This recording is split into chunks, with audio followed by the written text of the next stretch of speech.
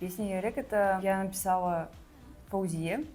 Она сейчас выпускает свои треки под псевдонимом Дефне еще. Она наиграла на фортепиано, скинула ей мелодию для слов, то есть как бы для куплета какая мелодия, для припева какая мелодия. Она, имея только вот эти данные, написала мне слова, помогала как произношение все это делать, потому что там у нее достаточно такой, у нее хороший такой литературный язык. Вот дальше мы уже делали с моим другом Матвеем, Майк Райзом, аранжировку полностью сами. Изначально у меня был запрос про то, что я хочу песню на татарском языке, полностью, чтобы права уже были мои.